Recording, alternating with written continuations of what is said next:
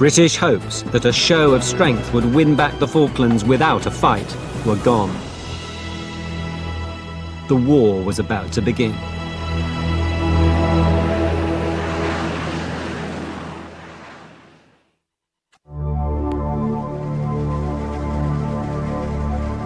After 30 days at sea, the British task force was just 100 miles off the Falkland Islands, but an invasion was not yet possible. Amphibious assault ships were still on their way from England. The Argentines who'd tracked the fleet across the South Atlantic believed it was an easy target. Admiral Woodward devised a deception plan to convince them it was. We say, right, this is a good opportunity to run our deception plan, which is to pretend that the amphibious force is with us. The intention was to deceive them into thinking we were coming with everything in order to draw out their air and surface forces. Sensing a quick victory, the Argentine Navy put to sea. The former British aircraft carrier, the 25th of May, with 8 Skyhawk jets, together with the cruiser Belgrano.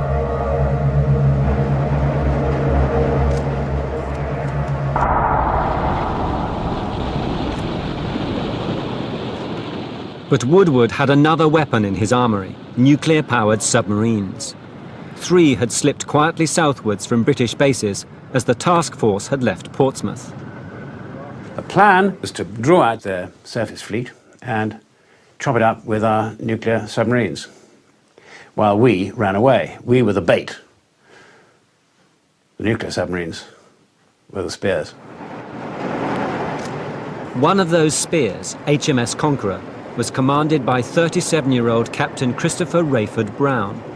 He'd taken charge just 3 weeks before the conflict began. Controller ops, new contact. Roger. On the 30th, we established what sonar contacts are around and fairly soon detected one sonar contact. Relative bearing 097. And all that night and the next day, as a contact, it got louder. And in the early afternoon, sighted the Argentinian Belgrano and her 2 escorting destroyers. They were refueling from a fleet auxiliary at the time. But Woodward's deception plan suddenly turned sour. The Argentine fleet split to attack on 2 fronts. The Belgrano was approaching from the south, as the aircraft carrier the 25th of May closed in, possibly from the north. Woodward feared he'd be caught in a pincer movement. So I'm looking at, to the north, one carrier with A4 fighter bombers and possibly A-tornadoes with Exocet. To the south, Belgrano with a large number of 6-inch guns which outrange any of ours. Woodward had to act fast to break up this potentially lethal 2-pronged attack. The Belgrano was the easier target. They knew where it was. But it was outside the 200-mile exclusion zone. To sink it, Woodward needed permission from the War Cabinet in London. To provoke London into a speedy response, Woodward signalled the Conqueror, ordering it to sink the Belgrano. I need Belgrano taken out. The normal process of asking for a major change in rules of engagement, which is what that involved, meant my writing about a page and a half of reasons. That being considered by the military staff at home, taken to the politicians and debated, no doubt, for rather too long, and then sent back with permission to do so. So I put the signal on the submarine satellite. Within minutes, it was wrenched off it by flag officer submarines back home, who realized I had no such authority and wasn't going to allow it, quite correctly. But it enlivened them to take it very quickly to London and say, Woodward really wants this permission. Woodward's plan worked. Within hours, the Cabinet gave its decision. And they got it back from the Cabinet, I think by between 10 and 12 o'clock that morning, which is a very fast turnaround of that sort of decision. In the early afternoon of the 2nd of May, what actually happened was the rules of engagement changed, which allowed all submarines, not just myself, there were 3 nuclear submarines in the area, to attack any Argentinian warships. On board the Belgrano, now closely shadowed by the nuclear submarine, was a 17-year-old sailor, José Luis Ferreira. It was a grey and very cold day, with waves of 10 to 12 meters and a lot of wind. We'd got ourselves into a firing position, and I decided to attack the Belgrano from her port bow.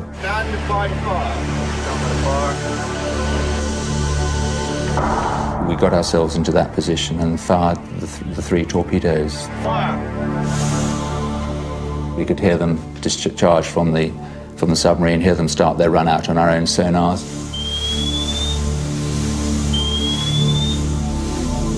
We'd calculated that it'd take about 47 seconds for them to get to the target. It was a textbook operation, rehearsed like this on exercises many times before. We heard the first torpedo hit. I saw a detonation. A very young officer said he thought there were aircraft attacks. An NCO said he was confident it was a torpedo, and that we should stay still because shortly another one was going to hit us. And then there was another almost immediately afterwards. I always say the sound of the impact was like the sound of thunder, but amplified many times. I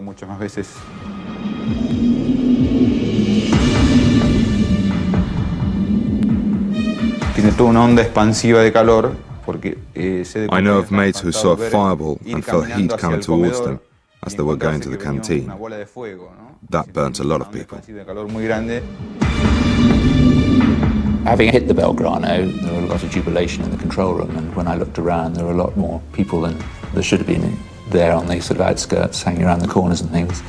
And I think everyone was very happy that we'd achieved what we'd aimed to achieve, what we'd been instructed to achieve, basically. The Belgrano sank in less than 50 minutes. Over 300 sailors were still trapped inside her. The remaining 700 crew of the Belgrano took to the icy waters in life rafts. Fearing they'd be hit, her two escort destroyers fled. There were crewmen that spent 48 hours adrift. The water temperature was 10 to 12 degrees below zero, and we were always wet because the waves were 10 to 12 meters high. Being next to one another gave us warmth. We even urinated on ourselves to get heat from it.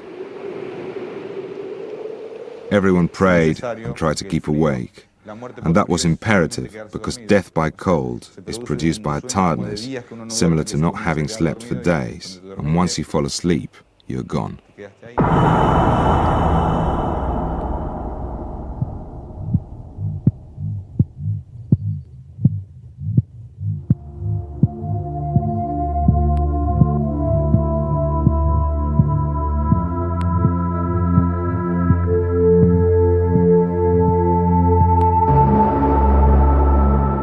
"50 Argentine sailors died of exposure in the freezing waters. A total of 368 had perished.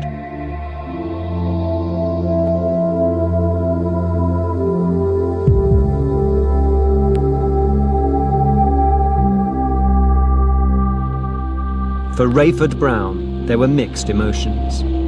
Although there was obviously loss of life on her, which I regret, I certainly saved considerable loss of life from the British task force.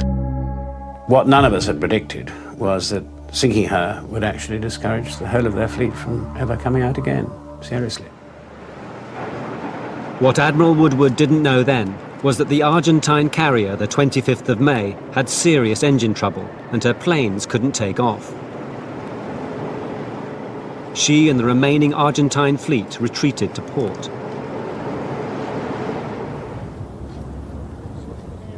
The Belgrano's survivors were flown home.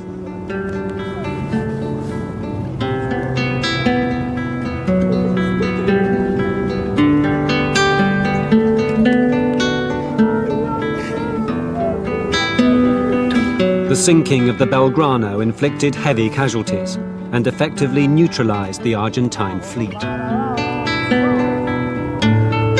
But soon Britain too would suffer a terrible loss at sea.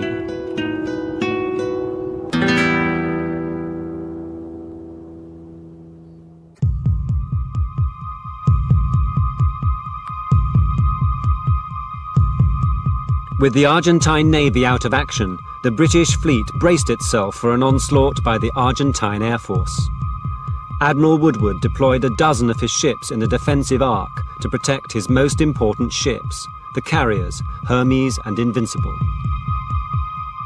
You go in for what's called layered defense. The best analogy, I suppose, is an onion. It's a series of skins, in the middle of which you have your mission-critical units, which are the two carriers. Lose one, we've lost the war.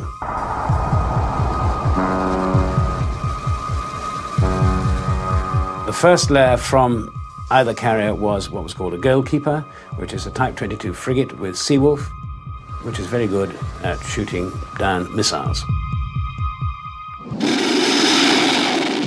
Then the next layer out is a line of older destroyers like Glamorgan and the older frigates, which are more anti-submarine than they are anti-air. The further layer, 20 miles out beyond that, are the three Type 42 destroyers like Sheffield with Sea Dart launchers, which are designed to shoot down missiles. And then beyond that, now it's getting a really thin layer, Sea Harriers, interceptors, as you can put out on this ring, which is now 50 miles out. And so it's a huge, great arc.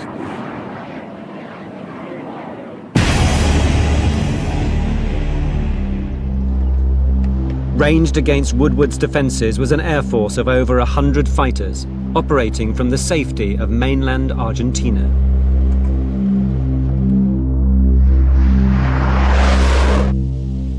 Some planes were armed with a new weapon that greatly worried the British, a French-built missile, the Exocet. Radar-guided, it was capable of eluding Woodward's defensive shield and taking out a carrier.